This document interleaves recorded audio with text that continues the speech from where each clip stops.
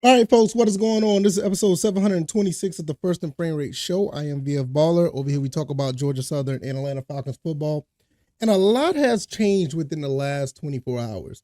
You had a situation where Desmond Ridder is pretty much officially benched. And I don't see Desmond Ridder coming back to be QB1, in a Falcons uniform. Maybe he'll get another shot somewhere else.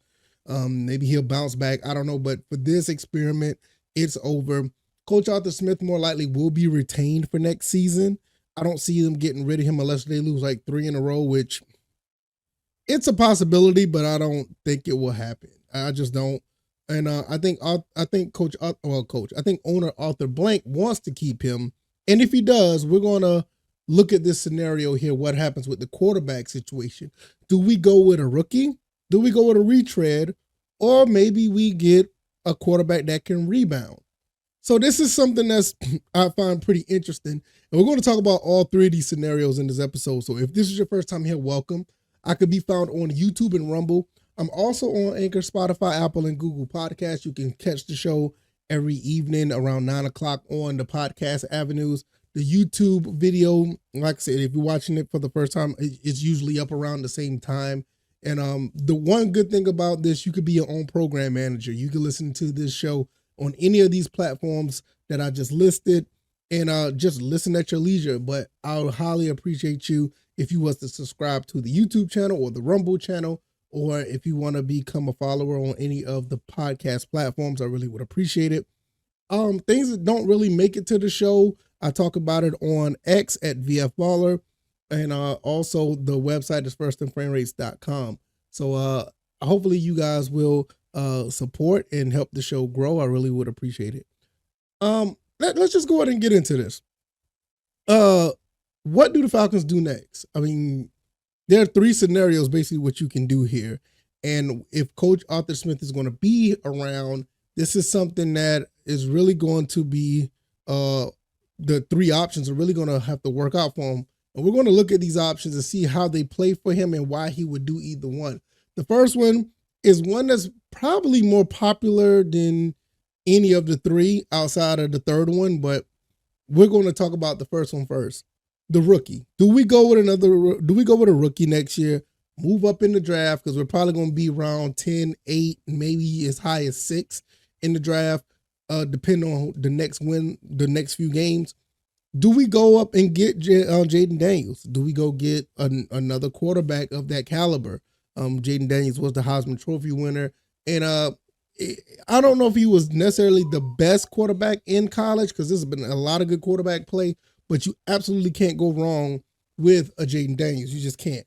I think with this whole situation with him, you would have an excellent quarterback to build around. And to be honest, with the Falcons team, it's not much to build around. It's like you got all the pieces in place. A lot of people said this team should have been a 10-win, maybe in some cases 11-win team with all the talent there. You got the pass catchers, you got 3 running backs, you got a pretty good offensive line. The defensive line was coming of age, even with Grady Jarrett out. You still managed to have a top 10 to 13 defense. The secondary was okay for them. You had all the tools. Outside of the quarterback situation, and we could all talk about running back usage and play calling and all that. With all that being said, this team was, they statistically, especially on the defensive side, they was pretty elite. It's just you just can't have that. You can't have that inept talent at quarterback. So if you do bring in the Jaden Daniels, you probably could have a situation where you can plug and play right away. And on top of that, he can move. So this may be your best bet. I do like Caleb Williams as well, but I think he's going to be going number 1 to the Bears, which we'll talk about that in a little bit as well. And, as of right now, I see there's only 3 quarterbacks taken in the first round or the top 10, which, to be honest, I think there are probably about 7 or 8 quarterbacks in this draft that's going to be really good. This is a heavy quarterback class, and I think somebody can get a gem later in the second, third round. And I'm not talking about like a Malik Willis or Desmond Ridder type situation. You're talking about some good quarterbacks that could fall because you got so many coming out, and all of them are pretty good. They're like, they're not like a bad quarterback. Like, okay, he may need to stay, one of the no, like you got Bo Nix, you got Penix, you got, I mean, you got some good ones. I mean, it's too many to name that's coming out. Is like I said, I think it's at least 6 or 7. So a Jaden Daniels type quarterback for the Falcons will be really good. I think it's something that is probably the most popular one overall in the fan base. So I think that's probably the way to go. Now, the second one is a retread. Now, why would I say the retread? That's why I put Kirk Cousins up there. He's a retread. That doesn't mean a bad thing. He can get the job done, put in the right direction. I mean, in the right situation. You're talking about Kirk Cousins. I'm not too keen on Tannehill. Not at all. But there's other quarterbacks that may be available in this category. Now, this is the safe pick for Coach Arthur Smith, saying that he will still be here next year. It's a safe pick for him because you got a veteran. You know you're not going to have any mistakes at the position. And with all these guys around a Kirk Cousins-like quarterback, you're going to be a little bit more successful than what you were now. At this point, you're probably going to be most of the team stays intact, you're probably going to be around 10, 11 wins. You're going to be exactly what you're supposed to be this year. And for all his purposes, it kind of saves his job, if he can play that safe role. Even with the Jaden Daniels situation, all three of these situations would be better than what they're doing now. But it's just that, how do you want to play it? You feel like you would do this move for Kirk Cousins if you want to keep your draft picks or put those draft picks into other positions on the field, which like most of this team is pretty good. You're not going to be in a bad situation, like, I need a need here outside of maybe pass rush. And Arnold Ebiketie tried to make that happen. He's taken some strides, but you will want somebody to be on the other side where Calais Campbell may not be coming back for the next year. So I can see where you may want to get somebody like this and keep your draft picks for an edge rusher or a number 2 receiver or anything of that nature. It just totally depends on how you want to run it. Overall, with the retread, it's a very safe pick. It's safe enough to keep his job because it's not like whoever you put in there is going to be abysmal. They're proven. It's like I said, it's safer. It's even safer than Jaden Daniels because even Jaden Daniels is as talented as he is and as much as he can do, there's still an unknown there with the rookie. So I'm all for the Jaden Daniels. Don't get me wrong, but I can see, just for the sake of choices, I can see what a Kirk Cousins angle or the retread angle would be. Now, before I get out of here, the rebound one. Now, this is another one that's very popular because when it comes to rebound, there's only one quarterback that I'm really talking about. Can Justin Fields rebound his career if he comes to the Atlanta Falcons? Now, there's a lot going on here. I know a lot of people going to think this. I know a lot of people going to root for this, and there's some people who have some doubts about it. Now, for the people who have doubts, this is what I want to say. Coach Arthur Smith, and I know Terry Fontenot as well, they've been very keen to bring guys home that are, hometown people that are around the way. I mean, Taylor Heineke's one of them. I mean, it's a bunch of guys. I mean, I don't know if I have this up. Let me see if I have it up. There's a lot of guys that were, hometown guys that came back here through, free agency. I mean, let me find out. I don't know if Jaden Daniels, I don't think he's from here, but it's just something, like I said, no, he's from California. But like I said, there's a lot of guys that were, picked up by the Falcons that are from the area. Bud Dupree is one of them. You had the guys from Georgia, Fitzpatrick. You had Malone. You had Malone's cousin. I can't remember his name. He played for Georgia as well as the offensive lineman. But you had other guys, Abernathy, even Casey Hayward's from the area. It's like he's prone to do that.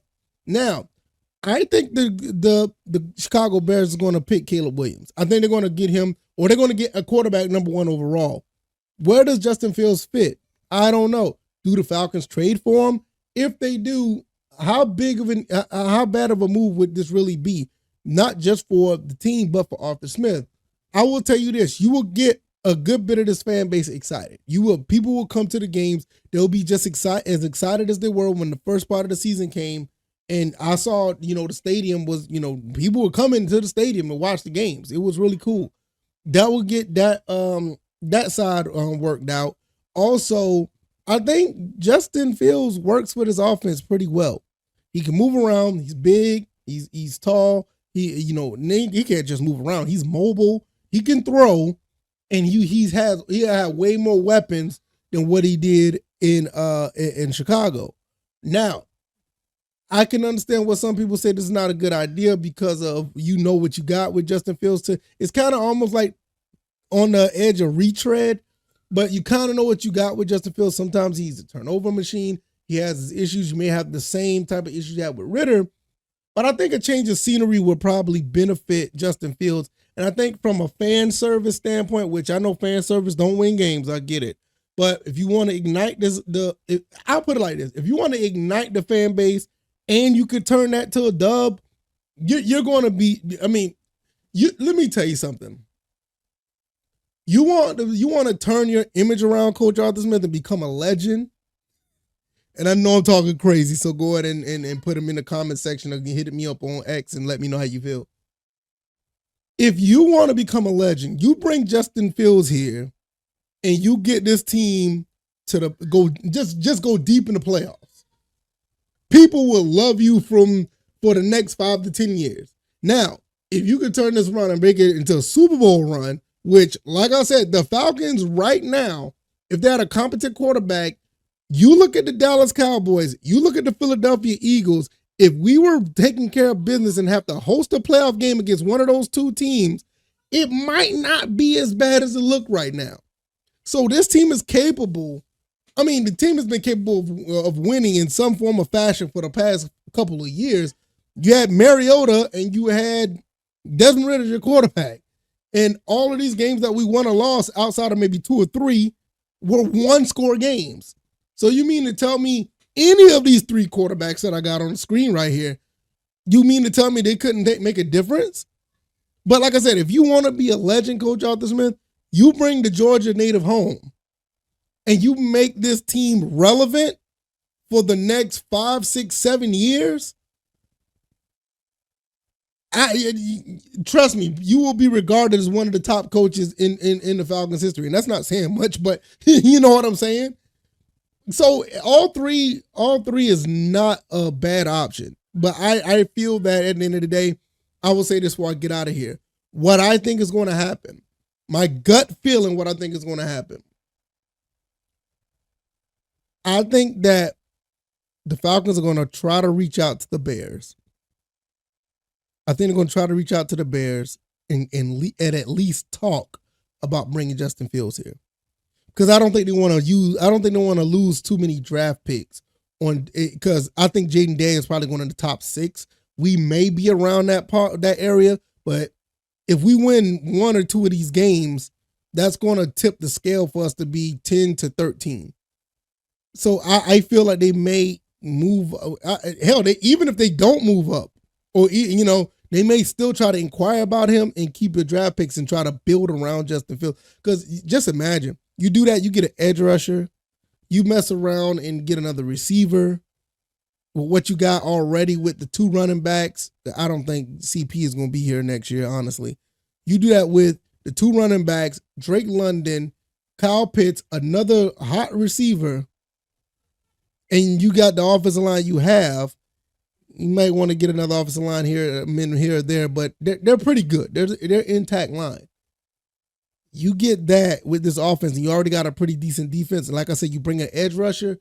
It's not that bad of a look. You could do the same thing with the Kirk Cousins retread thing. But if you go in for the rookie and you got to move up the pick for him, you're still going to need a pass rusher.